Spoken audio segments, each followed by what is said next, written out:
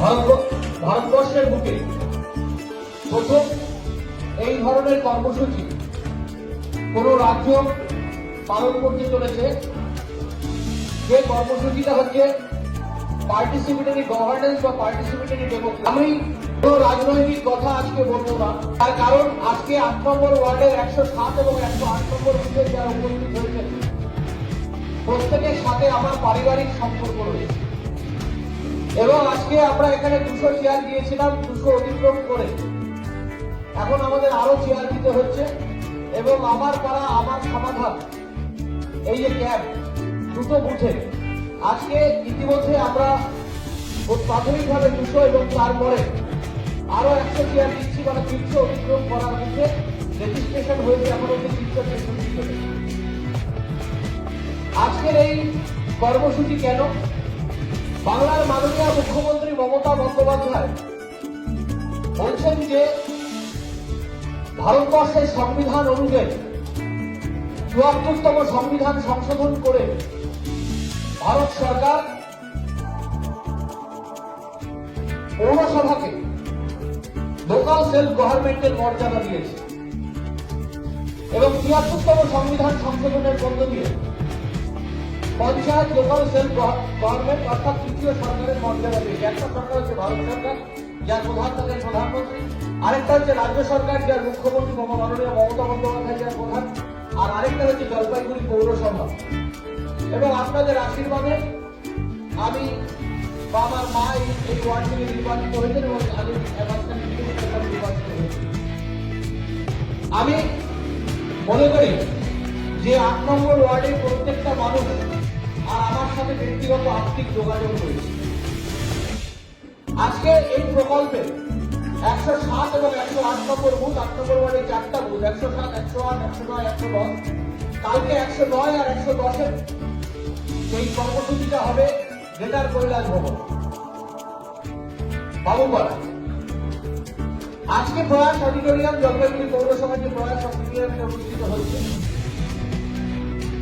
আজকে আমাদের একটা জনপ্রতিনিধি আপনারা নির্বাচিত করেন, যিনি যার নাম হচ্ছে কাউন্সিলর।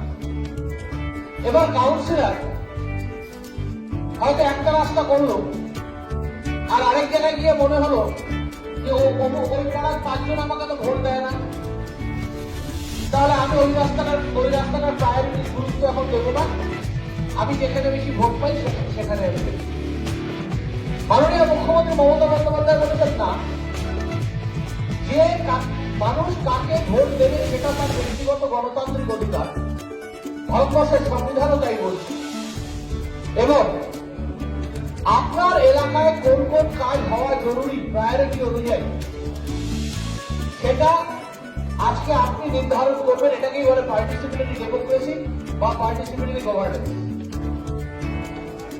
আজকে যে এত মানুষ প্রয়াস অডিটোরিয়ামে উপস্থিত হয়েছে, আপনারা আপনাদের সুচিন্তিত অভিমত দেবেন।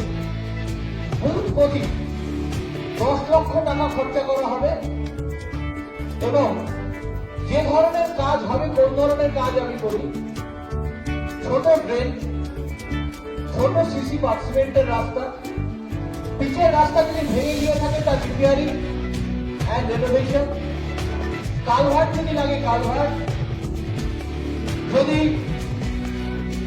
আপনার ময়লা দেওয়ার জন্য ডাস্টবিন, সেটা তো আমরা দিচ্ছি, যেখানে নতুন করে প্রয়োজনীয়তা নেই। এছাড়া সিসিটিভি যদি কোথাও অনেক জায়গায় ময়লা ফেলে থেকে সলিড ওয়েস্ট সার্ভেলেন্স করার জন্য, অনেকে বাইরে ময়লা ফেলেন, তার সার্ভেলেন্স করার জন্য সিসিটিভি এবং ছোট ছোট অ্যাপ্রোচ রোড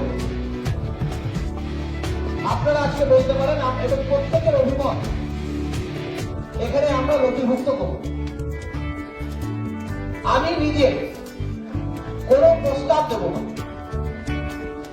অনেক ক্ষেত্রে হয়তো অনেকে দিয়েছেন, কিন্তু আমি মনে করি এই প্রক্রিয়ার প্রথম কাজ হচ্ছে কাউন্সিলর সম্পূর্ণ নিরপেক্ষ হিসাবে বসে থেকে প্রস্তাব গ্রহণ করে। আমি নিজে কোনো প্রস্তাব দেব না, আপনারা আপনাদের মতো করে প্রস্তাব দেবেন।